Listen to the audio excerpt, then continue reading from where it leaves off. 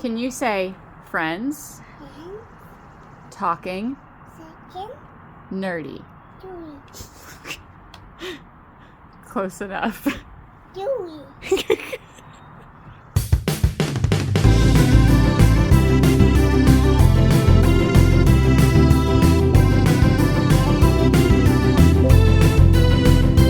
If your friends are nerdy and you are nerdy too, I wanna talk to you. Friends talking nerdy. On the perfect night to Donald Duckett, it's Friends Talking Nerdy. This is Tim the Nerd, and I'm seated next to Professor Aubrey, and I think I've talked about this on the show once before, but I heard the dumbest thing on MTV in 1988, I believe. What was it? It was Downtown Julie Brown, and, what a way to start. Wubba, wubba, wubba, if you remember that. She was introducing the video Cult of Personality from Living Color.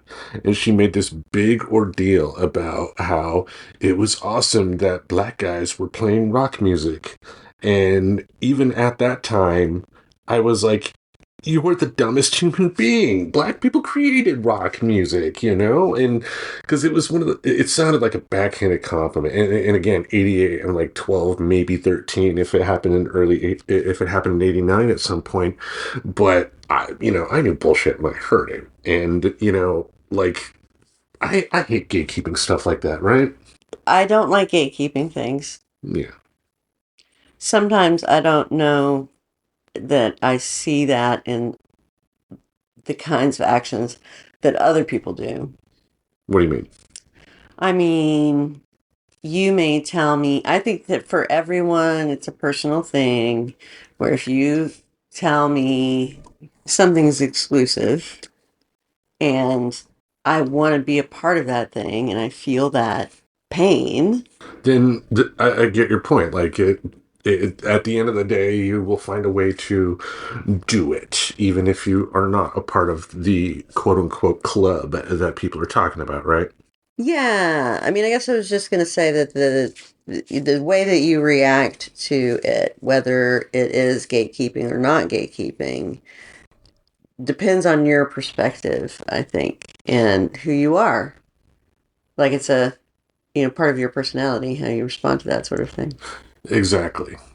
Which brings us to our topic for this week, because I make no bones about it. I love rock music. And there is nothing better than putting on rock music that women sing, that women create, that, we wanted to talk about our 5 favorite songs from female rock artists and talk about why we love them, because, again, I don't ever want to hear this idea that, one type of music is only relegated to one group of people. That is just not true. Now, in terms of people that consume it, that may be a different story, but that doesn't mean for people that enjoy it and want to create it, have to be a part of that, if that makes sense.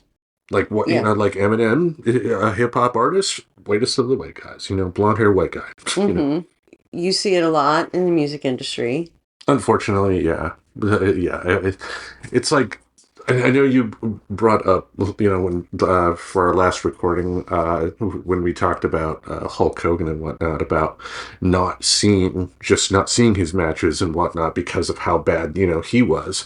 But I think, too, of how bad some of the companies are, entertainment companies, for wrestling, for instance, for that particular example, but also in music. Look how bad music companies continue to negatively hurt their artists. I mean, somebody has to work really hard to make a couple $100, if that, on Spotify, and we're talking doing their best to try to promote and get like 100,000 downloads or something like that. Yeah, it's interesting. I was thinking about people who didn't make it onto my list, and what they had in common was that they were not artists of big record companies. They were on small labels. And that's why they've never appeared on the Grammys. They're an amazing band I think anybody could look at their body of work, which is staggering, and come away with something they liked Yeah. because they produce so much music. And then Ani DeFranco, who famously has her own recording company, something Girl Records, might be Riot Girl Records or something like that. I can't remember. Girl Power Records? No. I'm kidding. Yeah, so, I think that makes a difference. Like their quality and output of music is much greater than most other artists. Yeah. And that's because they don't have to deal with all the bullshit of a contract with a big company. I will say, though, I think one beautiful thing that I am kind of seeing here in terms of how people are discovering music today is that, the little guy, quote unquote, has a somewhat okay chance compared to what they did in the past, thanks to things like TikTok, YouTube, social media, where you can post, short video clips and whatnot. Like, I forgot their name, but I did post it on the show's Facebook page. But there was this folk duo, this man and this woman, that sang a folk version of Crazy Train because, they read the lyrics and thought it could be interpreted. And I thought it was beautiful. I wouldn't have discovered them on my own, but social media gave me that opportunity to discover them. And I think, Joan and Posse. Yeah, absolutely. I would not have discovered them if it weren't for YouTube. Mm-hmm. Yeah, absolutely. But on the flip side, I think it is going to be harder and harder for musicians to get the widespread recognition. I mean, because when people talk about, will we have a Beatles again? Will we have a Nirvana again? I think the fact that we have so many outlets for entertainment to go to compared to the monoculture we used to have when we were kids, like it's not going to be impossible, but it's going to be very hard. But I think the people that will unfortunately be a part of the big stream are going to be your Taylor Swift types, the safe music. Still good music. I mean, I've talked about one of her songs and I enjoy it myself, so I'm not I'm not insulting her, for any of her fans that are listening, but it's still safe. Yeah, I mean, it has been proven to sell what she has. Yeah. It has been proven time and time again to be what sells. Yeah, but you know what she does not do? What? Rock. Nope. That's right. How about you start us off with your first choice here of women that rock? Women that rock. Okay, you can't have a list of women that rock without this woman. Oh, you know what? I wanted to say something about this. One, we would never have a show with our favorite male rockers. Why couldn't we? I think it would. It's like, having said that, I just instantly thought of a rejoinder. Like, people would, see the title of the episode and get upset because normally it would just be, why don't you just talk about it? What is it got to be? You know what I mean? Yeah. Yeah. Anyway, sorry. No, it's true. That's what it feels like. We're being gatekeepy and we're defining like one gender. I don't think we're defining. We're talking about just women who perform rock music that we enjoy. And that is, to me, a rather broad term. And I saw your list, and it is a broad range of artists on there. Yes. So I think the way I look at it is because, because women are, the minority when it comes to, being seen in rock music. If you have a platform, small though it may be, you do your best to elevate. Yeah. Yeah, I'm sure these artists don't need our help, but you know what I mean. Well, okay, I haven't even told you who it is yet because I wanted to clarify those sort of ground rule-y kind of things. Okay. Let me guess. Alanis. No. Okay. Alanis did not make it on my list. No honorable mention. No, not at all. Isn't it ironic? Go ahead. My first choice is Pat Benatar. Pat Benatar, rocker in the 80s, who her record, We Belong, was released in 1984. And it's the song I associate with Pat Benatar. Like, that's the song I liked the most when I was listening to Pat Benatar in the 80s. like an ancient person. And because I think I found it a little softer than her earlier stuff, like Hit Me With Your Best Shot. So Back to We Belong.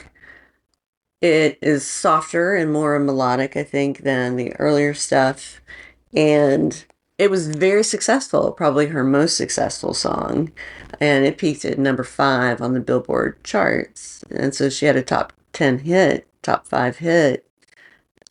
For a woman artist in the 80s, that was a big deal in rock and roll.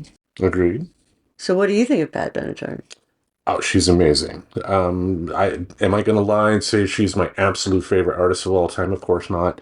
But she's definitely, like greatest hits level for me. Folks that are listening for the first time, I put artists in 4 categories. Ones I absolutely love. Number 2 would be artists who have enough good hits that if they have a greatest hits album, I'm buying it and enjoying it. 3, artist I made like a track or two, but not much else. And 4, bands that I don't particularly care for at all. She would definitely be in the greatest hits category. I mean, Heartbreaker is amazing. Yeah, what a good one. Yeah, but I think too, like, the reason I really enjoyed her was just, I think it's just the attitude, I mean, it's like it wasn't like, other artists of that particular time. And I think you're going to have one of those artists on your list so we can talk about it, at that particular time. I don't want to spoil anything, but there were other artists who had different attitudes when they performed. And, hers was just super fucking confident. And, even as a young kid, that was like, that's cool. Because I was thinking about it and like, for me, like I've already talked about being a huge Superman fan, and I think that movie kind of, in terms of the Lois Lane character, I guess I've always loved women like that. Just the super confident in your face, but can also be, oh my goodness, Superman. Interesting. Yeah. I mean, that's what we all want, is all things. Exactly. But we usually can't find that in one person. I know. But Lois Lane, yes. Superman, yes. Exactly. But Pat Benatar, back to Pat, I'm sorry. Rock legend. She is in the Rock and Roll Hall of Fame, if I am not mistaken. I believe she is. She is, with her husband, who was part of her band. But yeah, like in the late 80s, I think that was around the time to where her videos started getting played more in VH1. Yeah, exactly. That's just sort of when she softened up and ended up on VH1. Mm-hmm. And I think that her presence as that kind of woman character and the kinds of music she was making was a very good combination, because a lot of VH1 did not feature confident women. No, it was women dancing in the background. And Rod Stewart up front, singing. Yeah, or whatever man. Elton John. Yeah. Yeah. So Lionel Richie. Oh, night. You have to think how much they had to fight to be there. I think, and I think also women musicians had to deal with like what women directors in Hollywood have to deal with as well.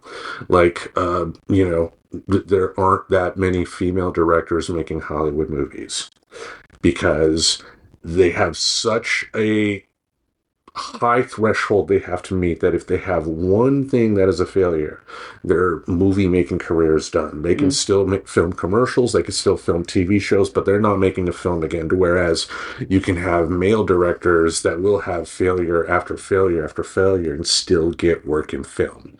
And you got to think a lot of it's going to be the same for women musicians, especially at the bigger level too, because you have these music company executives that the whole mindset of, it won't sell in Peoria, and if they think the one thing that they tried to go out on a limb on doesn't have an immediate hit right away, that all of a sudden that must go, and let's get some more white guys in to make up for it.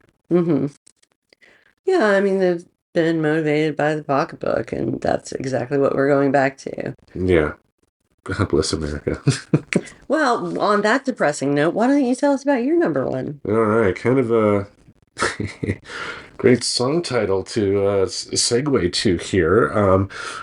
One singer that I fell in love with as a kid was Janis Joplin. My dad, of all people, gave me her greatest hits collection, and that was the only bit of music that he gave me that was just like, whoa, this is actually good, because the rest of it was like church shit. Or classical music. And obviously there is good classical music, but, I'm not a connoisseur of it. I like what I like. Yeah. But Janis Joplin, just one of the best singers of the 60s, and one of those big, like, what ifs. You can always Monday morning quarterback, any major celebrity who passed away way too early, and, think of what great heights they could have gone to. But, I also remind myself that, like, let's say if Jim Morrison had stayed alive and gotten to the 80s, maybe he would have become a born-again Christian and had Lizard King Ministries. So you don't know what they were going to do. You should just enjoy what they got. And so I had to choose from Janis Joplin's last album, Pearl. I believe it was released posthumously. And it's the first track off of it, a very rocky track called Move Over. Very good song. Got a couple bits of trivia here for you. Okay, great. One of the few self-penned tracks. Unlike many of her iconic tracks, Janis Joplin actually wrote Move Over herself. It's one of the only songs on Pearl that she solely authored. Unfinished masterpiece. Joplin died before she could hear the final mix of Pearl. The version of Move Over on the album was finished posthumously by producer Paul Rothchild, best known for his work with The Doors. And empowerment through blues rock, though not widely recognized as a feminist anthem, the song was later embraced for its blunt rejection of emotional manipulation, a sentiment that resonated with many women in the feminist movement. And if you look at the lyrics, you get it, because like the whole idea is that she's a woman saying, yeah, I want love, but if you're gonna fuck with my head, you could just move over, pal. And think of how strong of a message that was in 71 when this album came out, right? This is the same album that had me and Bobby McGee, Cry Baby, her last recorded song, Mercedes Benz. But Move Over, just like you listen to it and it's just like, what if she had lived? She could have done so much. She could have done more in rock. She could have done more in blues. Imagine her and Bonnie Raitt having a duet somewhere along the line. Imagine her going into country. She could have done just so much, but at least we got what we got. Yeah, I mean, she was one of the most unique voices of the 20th century. And also a great stage presence. I've brought up before that I saw the movie Woodstock in theaters when they re-released it in the 90s back in Grand Rapids. And one of the scenes that they put back into the film for the director's cut was Janis Joplin's performance. And it was mesmerizing. Just amazing to see on the screen. I would say her performance was actually better than Jimi Hendrix doing a Star Spangled Banner. Wow. And that is saying something, but just one hell of a presence. I don't think that when I think of a great singer, she's not one that I think of. I get it, but you were going to go on, sorry. I was going to say, I think it's the rock and roll, as you were saying, and blues. Her voice is important and interesting and talented and compelling. So yeah, she was pretty great. It's not a Pavarotti type of voice, people. It's one of those types of voices that can fool you because it sounds like someone has a quote-unquote bad voice, but it took a lot of work to be able to get the emotion she got from those songs. And to me, I guess that's what's always attracted me to, stuff like the blues or, blues rock, because, you didn't have to be the technically best singer, but if, I mean, a lot of the best singers, would become their song. It's just great singer. But if you don't have anything else, how about you dive into your next awesome choice? All right. My next choice is Kathleen Hanna. So somebody you probably don't know. I do. Because she was the inspiration for Smells Like Teen Spirit. She's the one who wrote on Kurt Cobain's apartment wall, Kurt smells like Teen Spirit. I didn't know that. Yeah. That's amazing. I probably did know that. I just forgot it. I think that more than anything, because I think when we went to Seattle, we brought that up. Yeah. Well, she did lots of things, and those included the bands La Tigra and Bikini Kill. Bikini Kill was the earlier of the two, I believe. Boy, she really stood for the riot girl happening in the late 90s and the early 2000s. Those two bands, Bikini Kill and La Tigra, formed a nucleus around which many, many other feminist performers grew. The song that I love of La Tigra's is, I'm not going to be able to remember the name. I'm going to say best studio album is Feminist Sweepstakes. And I would be hard pressed to pick one of the songs from that album. They were all so hard hitting and entertaining to listen to. Really is the kind of music that gets people revved up. Are you familiar at all with La Tigra? No. Okay. I should get you some to listen to because you might actually like it because it is rock and roll. All right. I'm sure it's on YouTube Music. I'm sure it's on YouTube Music, yeah. And you can see. And then, Kathleen as a performer was very unique. And like she would come out at her concerts with the word slut on her abdomen. So it was like the first generation of sex positive, queer, questioning the gender binary. Like that all, my experience of all of that stuff, it was at the time that La Tigra was a very popular band. So it's like my music. It's like people who grew up in the 60s and were 19 in 1968 are like, that's my music. Spoonful, that's my jam. Right, exactly. Yeah. Freedom rock, man. Freebird. Anyway. Well, she is a Portland native. Yeah, she sure is. And she is married to Adam Horovitz of the Beastie Boys. I had no idea that was true. Yep. Wow. So there you go. Power couple in music, people. Yeah, that is truly, truly a power couple. Yeah, but yeah, like I said, while I have not honestly checked out her music before, I am aware of her and of her importance to, music history, because giving someone inspiration is an awesome thing. I'm sure maybe she would like a royalty point or two, but, at the very least, she could, pat herself on the back for, helping inspire one of the greatest rock songs ever made. I mean, that says something. All right. Shall I go on to my next choice? Yeah. Unless you got anything else to say. Nope. Okay. I have talked about this band and this singer before, but, man, Grace Slick, one hell of a singer. I mean, in starting out this song, when the truth is found to be lies, and how she delivers it is just amazing. Somebody to Love from Surrealistic Pillow. This was long before Nothing's Gonna Stop Us Now or We Built This City.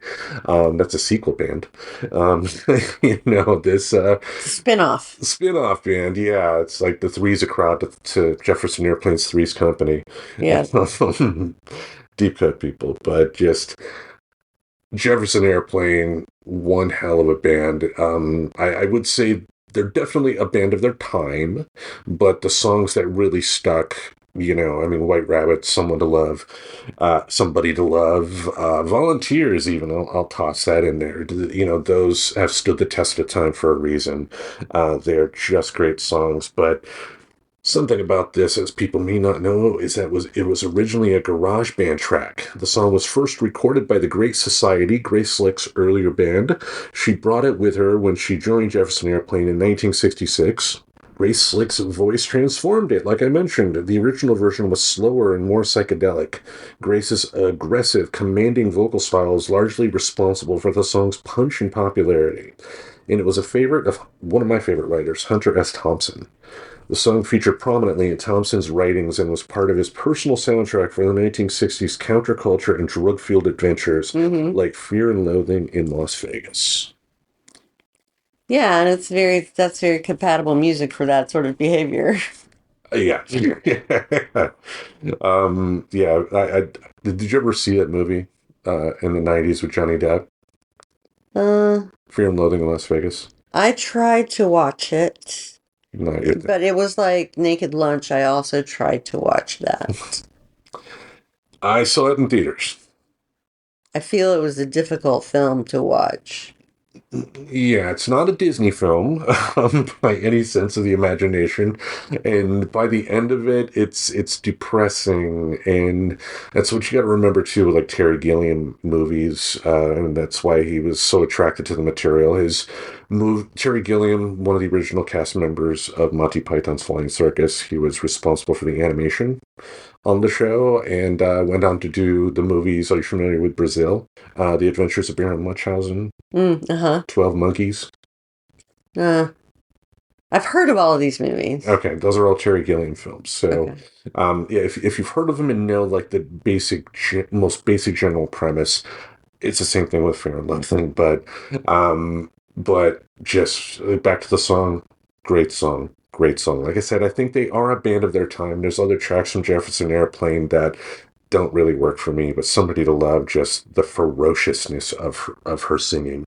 It's too bad she's kind of slept on by modern casual music fans, because like when the day comes, and hopefully that's a long way into the future, that she passes this mortal coil, she should be celebrated and not just a news article that pops up in somebody's Google News feed that they ignore. Yeah, I mean, her music is used a lot in film and TV, particularly the White Rabbit song. The White Rabbit song is one of the most famous songs from that era, one of the most recognizable. Like, oh, this is a psychedelic rock song. Yeah. Anyway, yeah, she was great. Yeah, right. Unless you have any other thoughts, how about you dive into your next choice? I'm going to tell you about my next choice. Okay. I think you're going to be excited about this one. Joan Jett. All right. Joan Jett. Yes. Oh, Joan Jett and the Blackhearts. And let's talk about what she was able to do as a rock star. She interviewed, I don't know, dozens of record labels when she first made it big, and rejected all of them and started her own record label called Blackheart Records. This was a pattern that was followed by many other bands, not just women bands, but everybody. This idea that if you're not getting what you want out of the machine, you make a different machine. And that spawned, I think, the independent music production DIY ethic in rock and punk. I mean, I think Joan Jett is a punk rocker, sort of like Iggy Pop. She's definitely in that category. I would say her scope is a little broader. Yeah, I agree. Yeah, so it's not as closely identified with punk, but I think any punk fan out there would be glad to embrace Joan Jett. Let's be honest. It's like it's the same type of reverence that punk fans would have for like Motorhead, right? I didn't know they were into Motorhead. Yeah, they were one of the few that, like Dave Grohl, he got his start playing in punk bands, like in Washington, D.C. before he moved to Seattle.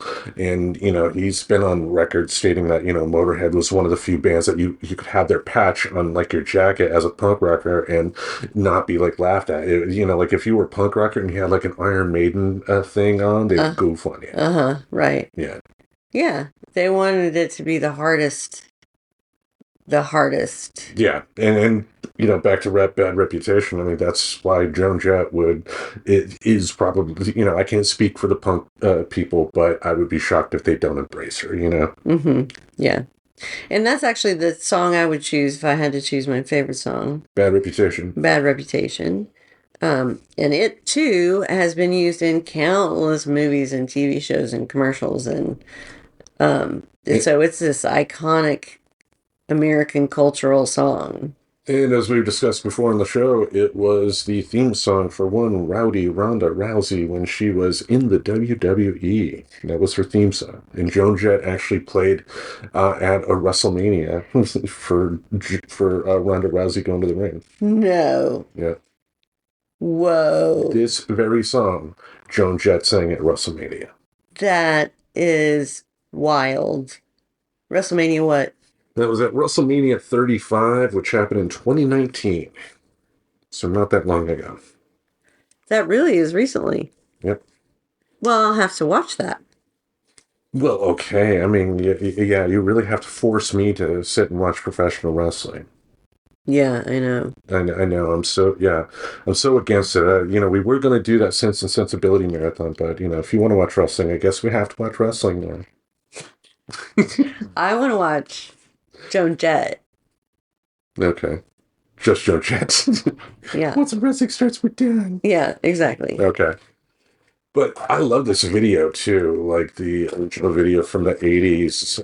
There's like some black and white elements to it. There's some color elements. There's like one part too to where like she gets like into the back of a van and like the side of the van is like, you could see that it's open, but there's like a piece of paper under the opening of the van. And then how she jumps out like with her guitar, just like, that's fucking awesome. Yeah. And I think too, like, I think one thing that I've respected about her, one thing I respected about Pat Benatar, and like, any of the most of the ladies that are on the list here, I'm sure there's one on my list that you would probably say, they didn't go for their public, persona, their public image. They didn't ever really shoot for the male gaze.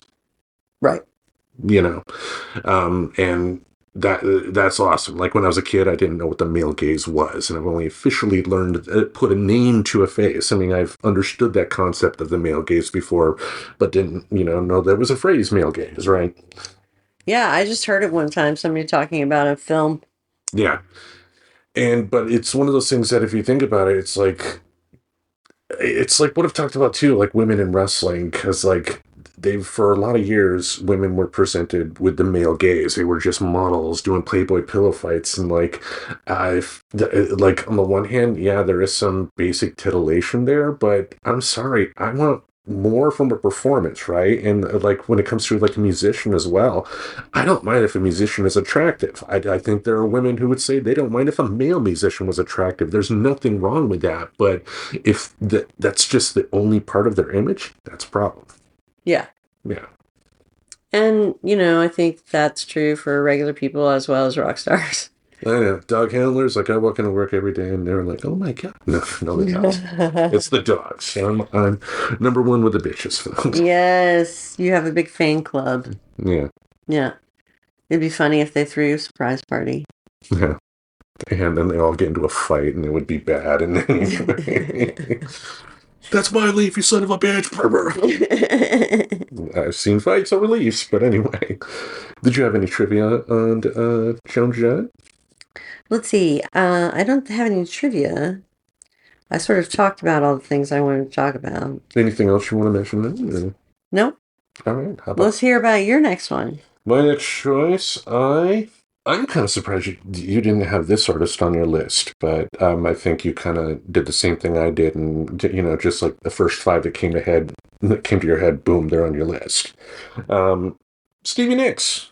from her album Belladonna. Well, she was on my list, but you wrote it down first. I win. Yes. You wrote it down first, and I was like, I can't believe you got Stevie Nicks. I mean, I play Stevie Nicks song. I play a Fleetwood Mac song. That is a Stevie Nicks song. On the guitar, is what I mean.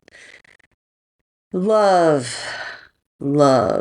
Stevie Nicks. Everything about her. Her whole image in the 80s was amazing. Her clothing, and I think it is really genuinely her style that comes in and out of really popular style, but is timeless for her. Like, she looks good in the flowy, witchy looking clothes. Exactly. But to talk about her music, she wrote some amazing songs. She did, including Edge of 17. Which I had to put on here. The title came from a misheard phrase. Tom Petty's wife said she met him at the age of 17, but Stevie misheard it as Edge of 17, and the phrase stuck. There's a double meaning to the lyrics. The song is a tribute to both John Lennon and her uncle Jonathan, both of whom died in the same week. The white-winged dove symbolizes the spirit leaving the body. And of course, the riff is famous beyond the song because Stevie Nicks is not like some artists that don't appreciate how hip-hop music can, broaden your audience. And the guitar riff was famously sampled in Destiny's Child's song Bootylicious. And Nicks even appeared in the music video playing guitar. Nice. Yeah, so she was someone that always, to your point, played by her own set of rules, and was also someone else that just had that badass, determined persona that you could not help but love. Yeah, I mean, the whole thing with Fleetwood Mac and the relationships there made me see Stevie Nicks in a certain light. And I think for a lot of people that she came out of that experience and still was making music and still was having a great life. I think people found that surprising because it was easy for the men in Fleetwood Mac to outshine the women, which is ridiculous. You put Stevie Nicks' output and Fleetwood Mac, and you compare it next to like Lindsey Buckingham's. They're both fucking great, okay? But to your point, someone like a Lindsey Buckingham, being a guy, could fuck up a lot more and still get a lot more opportunities than a woman. Because it's like I mentioned before, you have a record executive who thinks, I'm going to go out on a limb and give this woman here a chance. And if that record executive thinks that chance is burned, then yeah, that woman is going to not be in the public eye anymore necessarily. But, Stevie did go through a lot with, her drug habits, and thankfully she was able to, get clean. And she probably did rehab like a lot of people. I'm sure she did. Back in the day. Good information to know, too. Speaking of Lindsey Buckingham, before they joined Fleetwood Mac, Stevie Nicks and Lindsey Buckingham actually released an album a little over 50 years ago that's been out of print for years, but just recently was re-released. Really? Yes. That'd be interesting to listen to, wouldn't it? Yeah, the Buckingham Nicks album. Nice. Yeah, they're both like naked on the cover, but or at the very least shirtless. Let's put it that way. You don't see like below the waist or anything like that. But it's like a young Lindsey Buckingham, young 20-year-old strapping lad, and Stevie Nicks is like right behind him, looking sultry, like right behind his back, with the shoulder bend. I can't wait to see that. Yeah. Anyway, Edge of 17. Classic song. That's also the album where she did a duet with Tom Petty, Stop Dragging My Heart Around. And I have to say her one of her most latest incarnations was the skateboarder who made the video of himself skateboarding and did it to Dreams Fleetwood Mac. And all of a sudden Dreams Fleetwood Mac is an incredible success once again. Because all you have to do is listen to a good song like that and be like, yeah, that's good.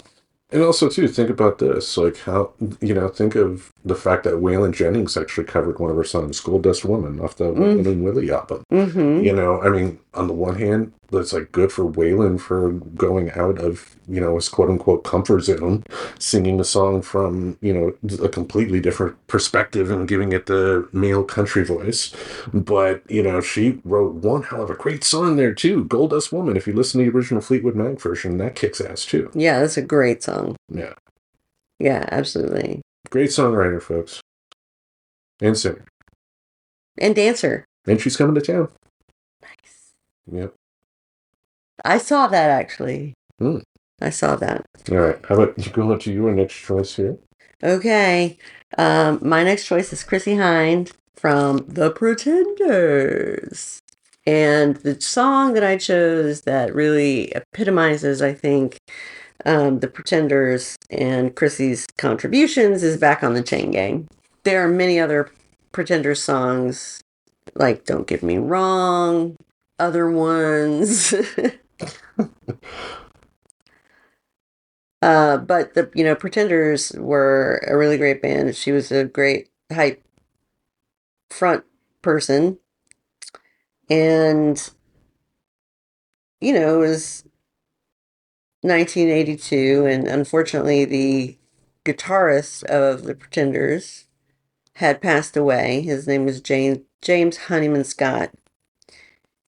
And this Back on the Chain Gang song was a tribute to him and to the idea that you can't give up. You have to do what it takes to keep going. And even if it sucks, right? So like even on the chain gang, you have to keep running that wheel until something changes, right? Right. So sometimes you're in a shitty thing, you have to make it out of a shitty thing. So resilience is a theme. And she was quite resilient. She was pregnant when she recorded Back on the Chain Gang.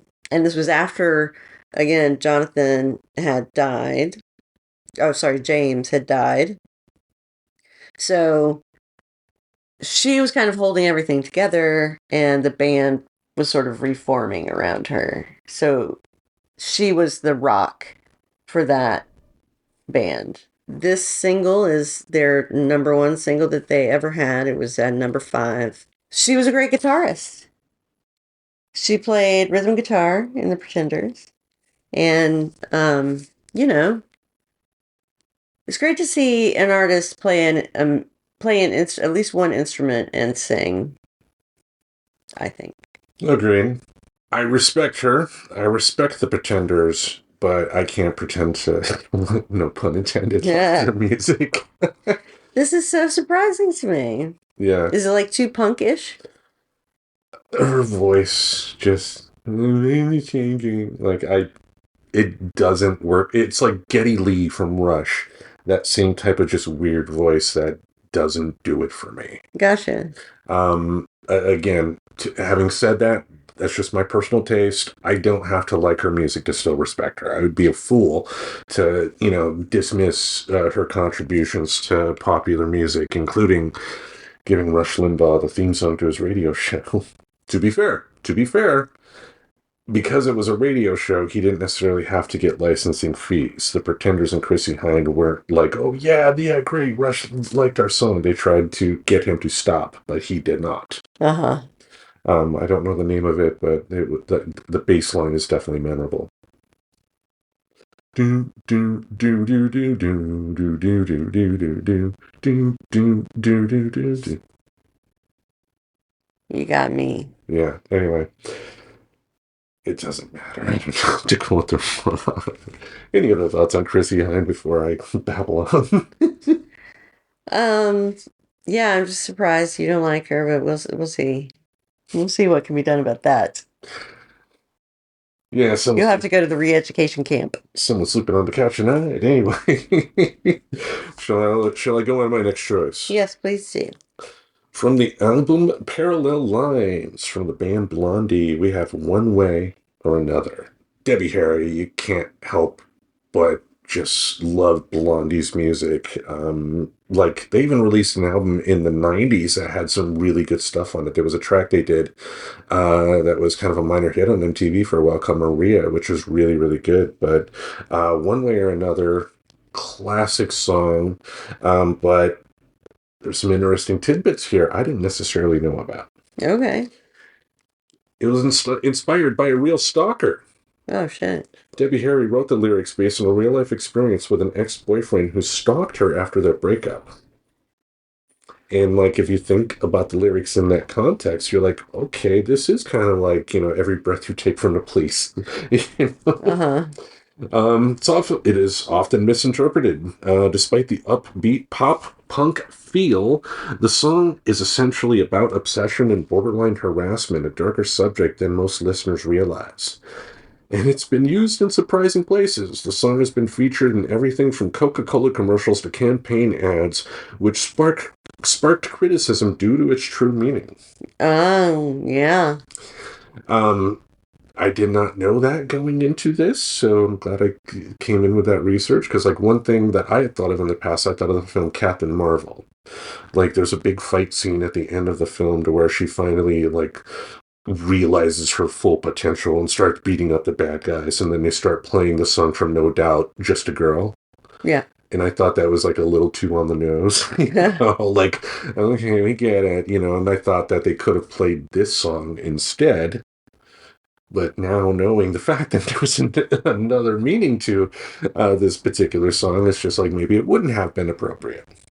Yeah. I mean, it makes perfect sense. I think it's because we first heard it when we were children. When we were children, and I think... and so we couldn't intuit what was happening. Like, it was just a one way or another. Like, it's just a catchy song. Yeah, and yeah, I mean, I think of the guitars, like, just, it's a great opening riff and everything like that. And it does kind of fool you in a way that, songs from the Police don't necessarily fool you. Like Every Breath You Take, I've never liked that song.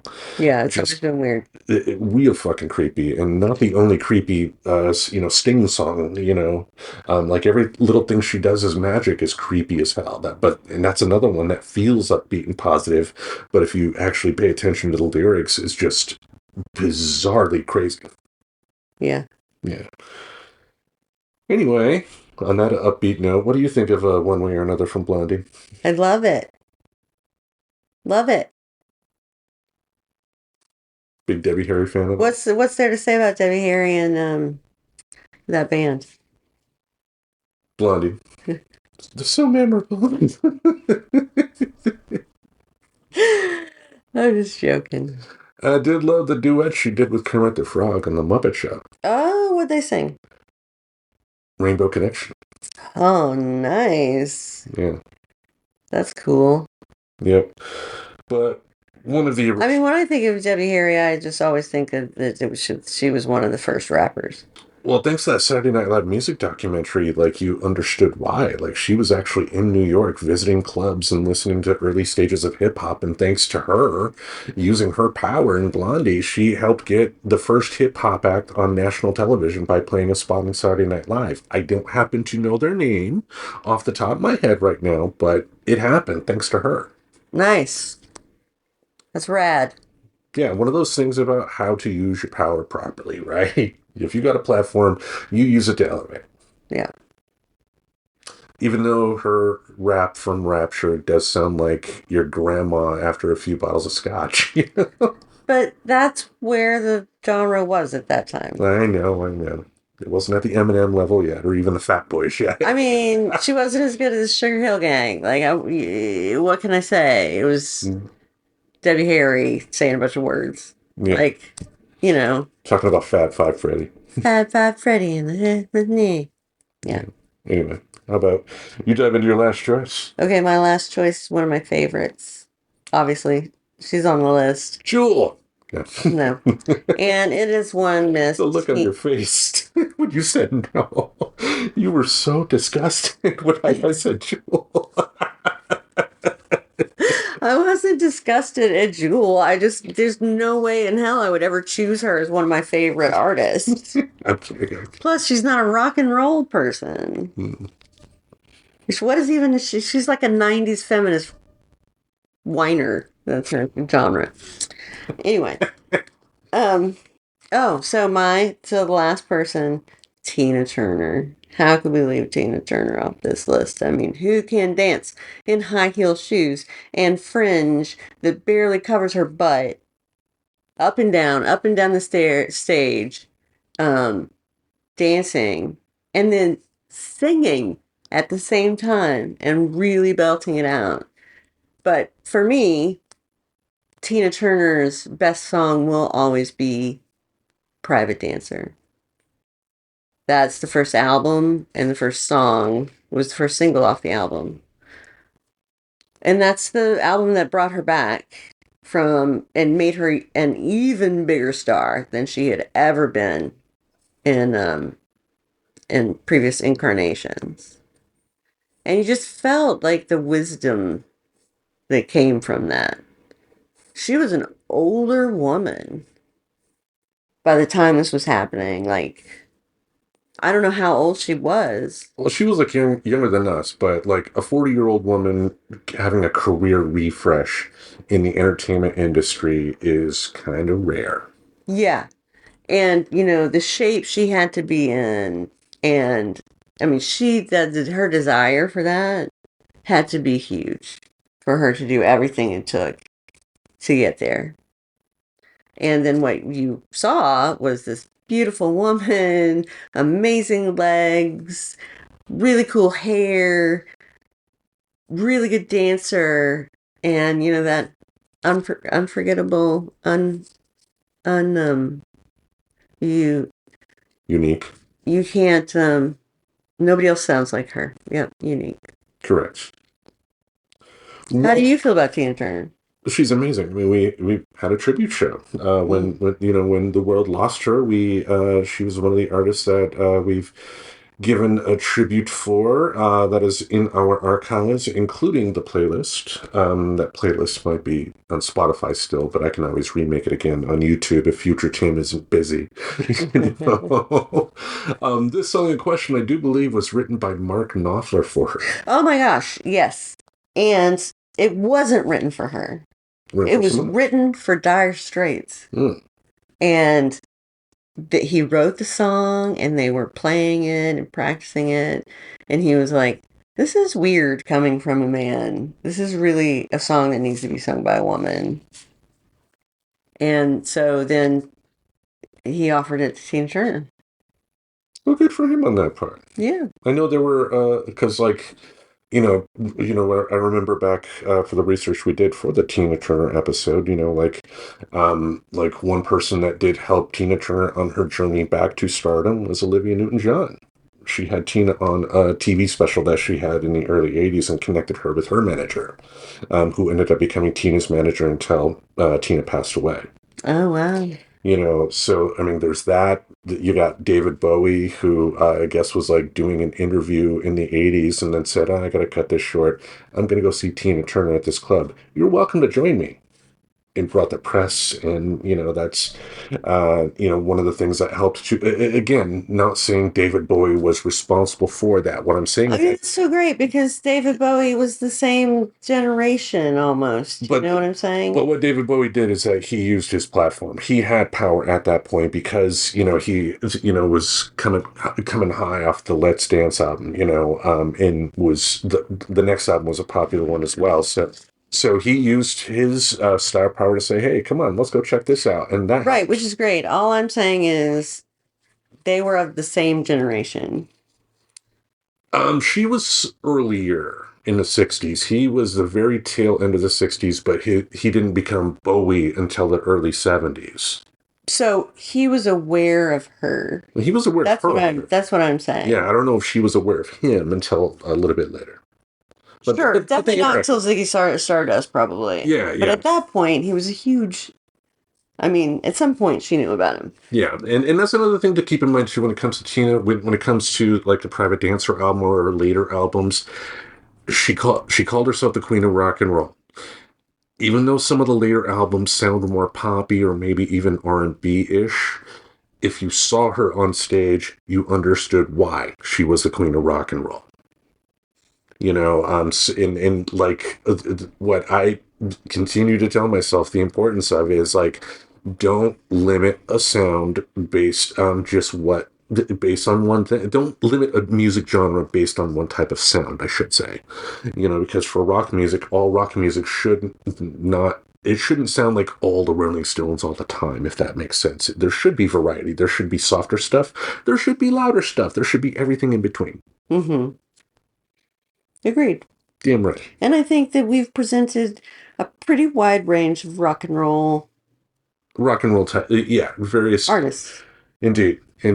Like simpler stuff, like Joan Jett, you would call it simple because in terms of like the guitar chords they use, there aren't many. Yeah. But great artists, and then you have like the more melodic stuff like the Tina Turner stuff. But I got one more choice I can throw into the fire here. Awesome. Are you familiar with Hole? Of course I'm familiar with Hole. Yes, led by Courtney Love. They released an album called Celebrity Skin, and I had to put the title track on here. For Courtney Love's songs, I would say this is probably one of my favorites. Really? Yeah, just real catchy, really good song. I feel bad for her in a lot of ways, and in the same way that I feel bad for like people whose parents were like uber famous, and then like Julian Lennon, for instance. Mm-hmm. Like if he was Julian Smith, who knows if he still would have had the same type of career, but he would have maybe had a little bit of a better chance because the Lennon name, people, thought Lennon, and because of... It's hard to expectation. Yeah. And, why do I say that? She was married to Kurt Cobain. And Kurt Cobain had nothing to do with her creative output, in the sense that like he wasn't doing everything for her, right? Like, as a creative couple, they were spinning ideas off of each other. So that stuff did happen. But, she was her own thing. He was his own thing. And it's just unfortunate that she does have to deal with that, because I think her career on its own is a kick-ass, one hell of a great rocking career. Yeah, I mean, she eventually was out of favor. But while Hole was producing, I don't think they're doing any... It's been a while since I've heard of anything from Hole. And again, I'm not going to proclaim to be like their absolute biggest fan or anything like that. I mean, I love this song, Yeah. But yeah, like it's been a while since Courtney Love was making music that was being paid attention to in the mainstream. Yeah. Yeah, but this song here was actually co-written by Billy Corgan. Nice. Yeah, the Smashing Pumpkins frontman co-wrote the title track, contributing heavily to the poppier, more radio-friendly sound of the album. The lyrics reference Hollywood decay. The line, "Oh, make me over, I'm all I want to be," skewers Hollywood's obsession with image and cosmetic surgery, setting the tone for the album's theme of fame, artifice, and self-destruction. And it was used in politics ironically. In a bizarre twist, the song was once used in a Republican campaign ad, despite Hole's and Courtney Love's aggressively anti-establishment image. Yes. And there's one other bit of trivia that they didn't mention, but I know for a fact, because Courtney Love did confirm it in an interview. She got the name of this song from a porn magazine that would collect like paparazzi shots of like famous people with like their tops off on the beach. Right. So. Yeah. Yeah. Anyway, what do you think of Courtney Love? I really like Courtney Love. She was, the grunge. It was hard to not think of Hole as the female band of Nirvana, because of the close connection between Kurt Cobain and Courtney Love, and the fact that they do very similar style of music that they played. True. We've talked before about some of the nonsense, evil nonsense that she's had to deal with. Like, after Cobain's death, people would attend Hole concerts and throw like, shotgun cartridges on stage. Bullets that you put into a shotgun, and like how people can sleep at night having done that is beyond me. I think one thing I've always kind of weirdly admired about her, though, is her honesty. She would be the first to tell you that she's made a lot of mistakes in life, but every time I've read like an interview with her, and obviously I don't know her personally, so the interviews may be done with the right publicity team, and maybe it worked on me, but I would like to think that based on what I've read, that there's some truth to, what she's saying. And if that is the case, then, I really respect her. Like there was one time where she commented, like, I don't think Kurt and I would have stayed married, but I would have found him his next wife. Ah. And, I can see maybe how some people could scoff at that, but on the flip side, I kind of see that as kind of a very loving thing. It's like she was admitting that, their relationship was not meant to be forever and ever, but she still cared for him so much. She wanted to help find him some happiness, and I think that's a beautiful thing. Sorry, and, also too, like, if you think about it, for some of the things she, like, there was an MTV Video Music Awards to where, they had, before the show started, you would have Kurt Loder on this scaffolding, like, that they built up, that, that they built, like, a small little set on where Kurt Loder could interview people. Mm-hmm. And at one point he was interviewing Madonna. And then out of nowhere, you see the shoe fly into the frame and almost hit Madonna in the head. Mm-hmm. It was Courtney Love's shoe. She was drunk. And she walked up the stairs to the top of the scaffolding and joined the interview. And Madonna, was being nice, but you could tell she wasn't happy because of how drunk or high Courtney Love was at that particular time. But how many times have guy rock stars have been drunk or high and done stuff on award shows? I can think of the time, I think it was an American Music Awards where Guns N' Roses won something for Appetite for Destruction, and Slash and Duff McKagan went up on stage, but they were both completely wasted. Yeah. But when it happens to guys, you're like, high five, that's cool, man, great story. But there is kind of a double standard there because, she did live that sex, drugs, and rock and roll lifestyle that plenty of guys have been able to do. But you hear a lot of people say a lot of bad things about her. And if, she's hurt people, then those people deserve to be pissed at her, right? Whatever. But, I just think in a lot of ways, she's had to deal with stuff that she wouldn't have had to deal with. One, if she were a guy, but two, if she had not married Kurt. I mean, there's absolutely no question that that's true. Yeah. I mean, she got blamed, basically. Yeah, bizarrely. Anyway, still a great track, folks. Definitely recommend you check that out and check out the rest of the tracks on the list. I will try to pick inappropriate Kathleen Hanna songs since you had to include the whole album. Yeah. You have to listen to the whole album now and pick out your favorite song from the album. Yeah, and we'll put that as the surprise on the playlist. Yeah. All right. Yes. All right. I'm very excited about this.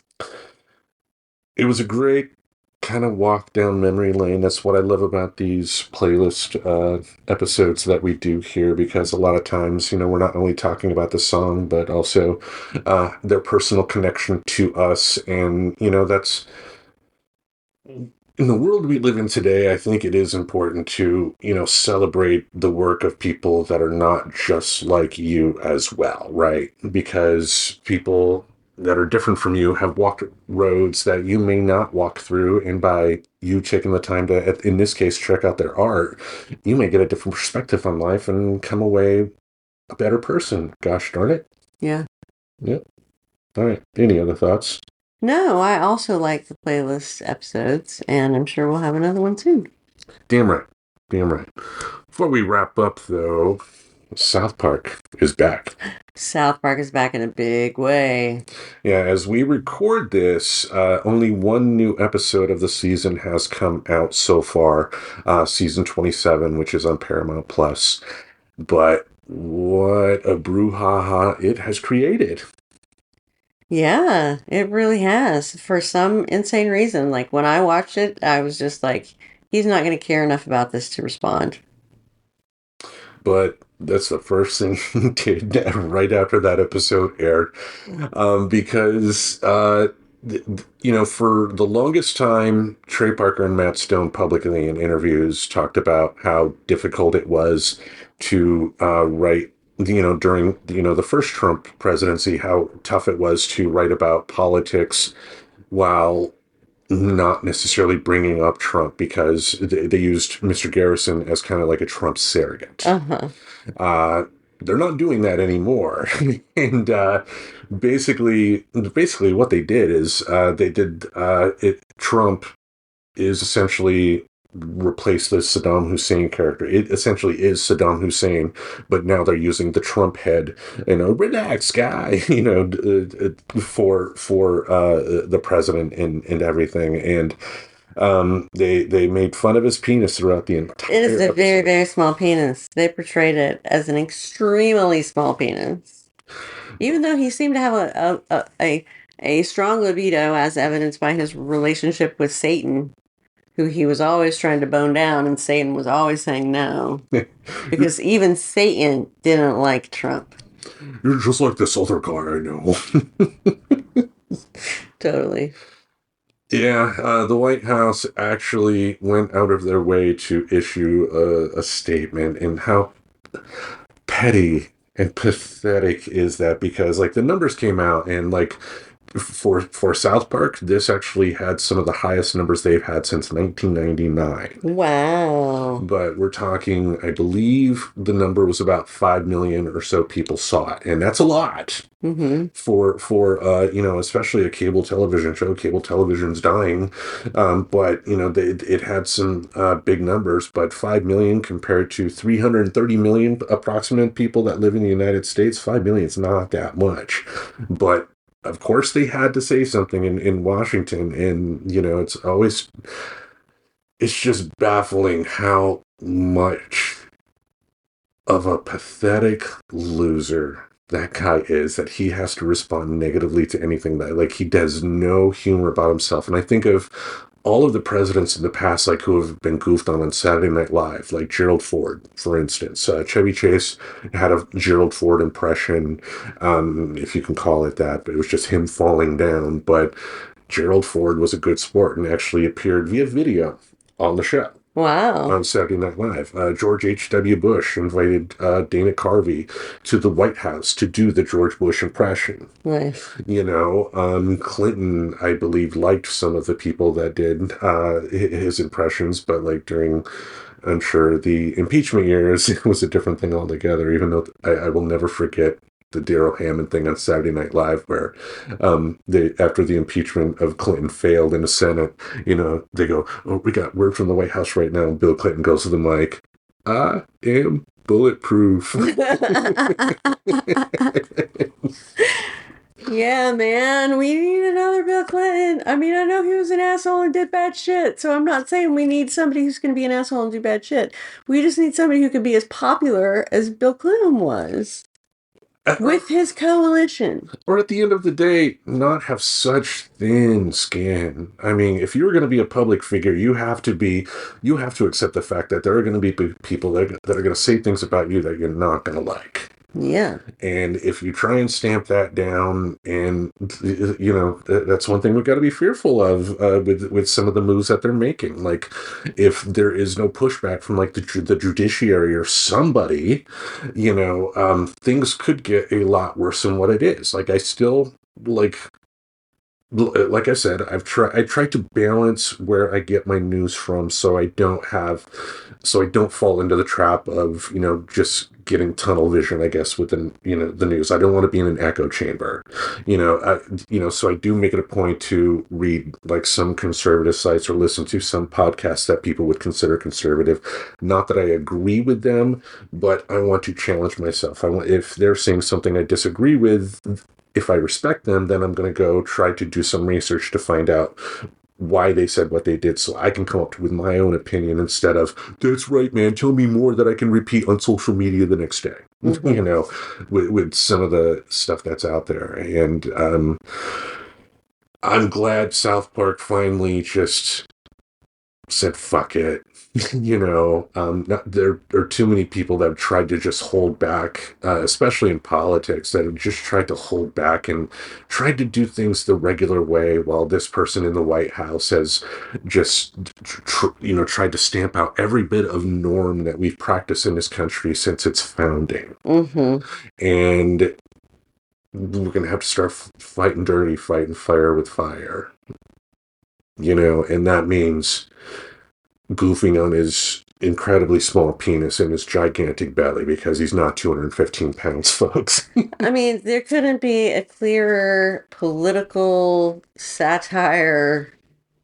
You know what I'm saying? Like, what would be bad is that if people forgot about South Park and Matt and Trey were marginalized as artists, and maybe are some of the first people that get purged from the entertainment industry in response to Trump having some kind of order that happened. So what am I talking about? I'm talking about authoritarian government that can get rid of anybody who is saying anything negative about them.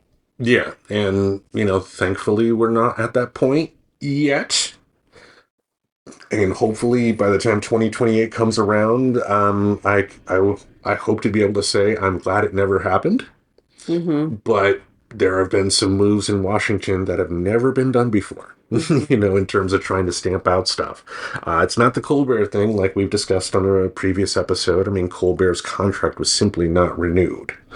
And Stephen Colbert's going to be fine. He's going to have a podcast. He'll have another TV show somewhere and still be able to, say and do whatever he wants. Yeah. Yeah.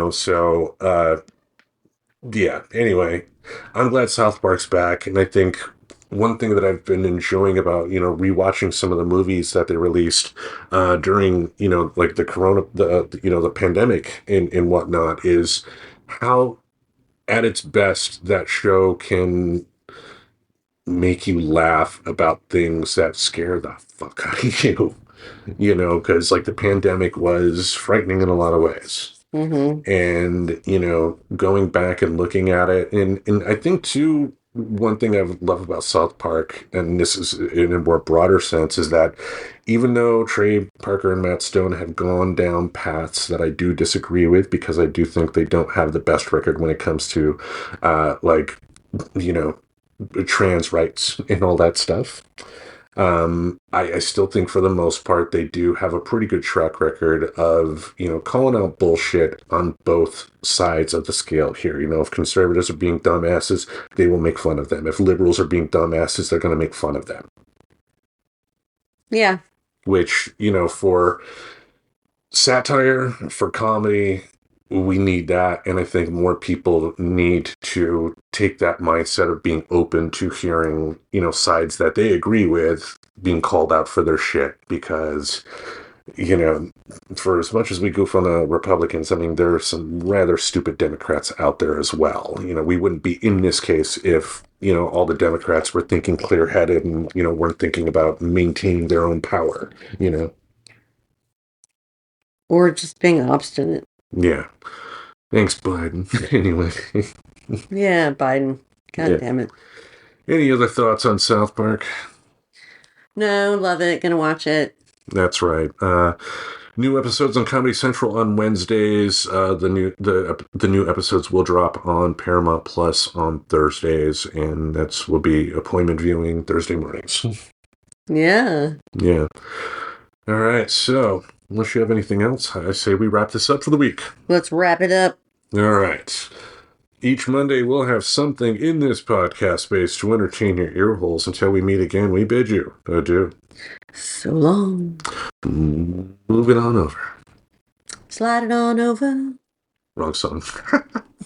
Subscribe to Friends Talking Nerdy on YouTube Music, Apple Podcasts, Spotify, or wherever you listen to podcasts.